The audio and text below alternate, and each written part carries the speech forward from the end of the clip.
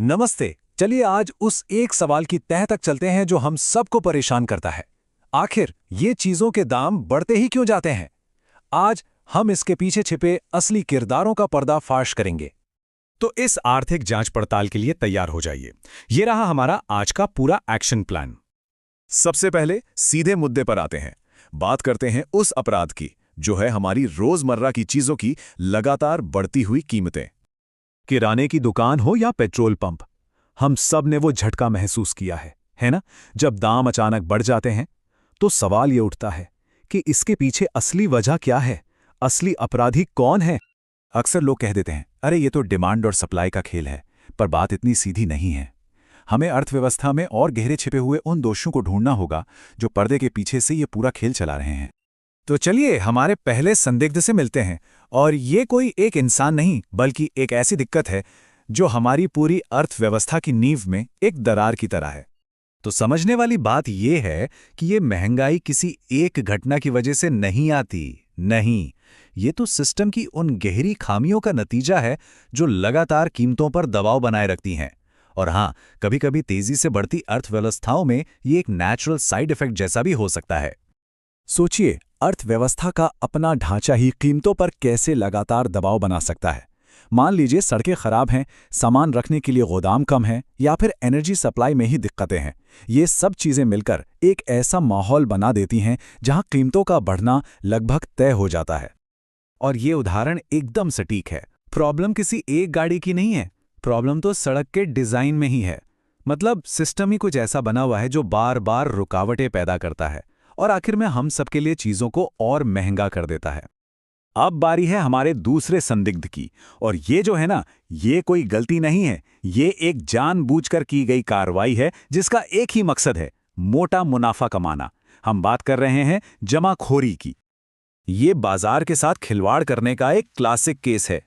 होता क्या है कि कुछ लोग जानबूझकर किसी जरूरी चीज की कमी पैदा कर देते हैं। इससे लोगों में एक तरह की दहशत फैलती है और फिर वो अपनी शर्तों पर मनमानी कीमतों पर उसी चीज को बेचते हैं। इसको ऐसे समझिए, जमाखोर पहले प्याज या दाल जैसी कोई जरूरी चीज पकड़ते हैं, फिर मार्केट से सारा का सारा स्टॉक खरीदकर उसे छिपा देते हैं। अब जब बाजार में चीज मिल नहीं रही और लोग परेशान होने लगते हैं, तब वही स्टॉक धीरे धीरे कई गुना ज्यादा दाम पर बेचा जाता है। ठीक है, अब आते हैं हमारे तीसरे और आखिरी संदिग्ध पर। और यहां पर खेल कोई अकेला नहीं खेलता, बल्कि सब मिलकर खेलते हैं।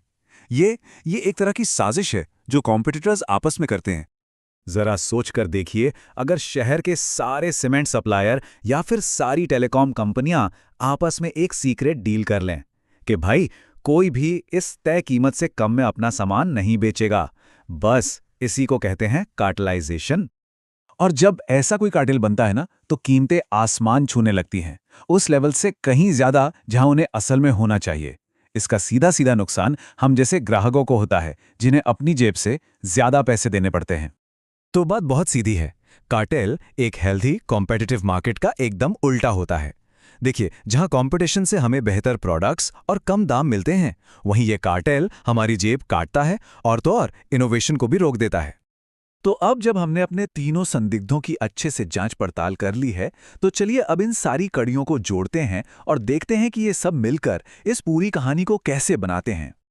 ये जो हमारे तीनों संदिग्ध हैं, ये बहुत अलग अलग तरीकों से और अलग अलग टाइम पे काम करते हैं। एक तरफ तो है सिस्टम की खामियां, जिनका असर लंबे समय तक रहता है, और दूसरी तरफ है जमाखोरी, जो रातों रात कीमतों में आग लगा सकती है। और असली खेल तो तब होता है जब ये तीनों मिलकर काम करते हैं। जब किसी देश का इंफ्रास्ट्रक्चर पहले से ही कमजोर हो, तो जमाखोरों और कार्टेल बनाने वालों के लिए अपना खेल खेलना और भी आसान और ज्यादा फायदेमंद हो जाता है।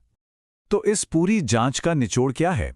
निचोड़ ये है कि कीमतों की इस पहेली को समझने के लिए हमें पूरी तस्वीर देखनी होगी। सिर्फ एक चीज को दोष देने से काम नहीं चलेगा। हमें सिस्टम की खामियों से लेकर जानबूझकर की जाने वाली धोखाधड़ी तक सबको समझना होगा। ये जांच भले ही आज यहां खत्म हो रही है, पर ये अपने पीछे एक बहुत बड़ा सवाल छोड़ जाती है। हमारी दुनिया को चलाने वाली इन छिपी हुई आर्थिक ताकतों के बारे में आखिर हम कर क्या सकते हैं?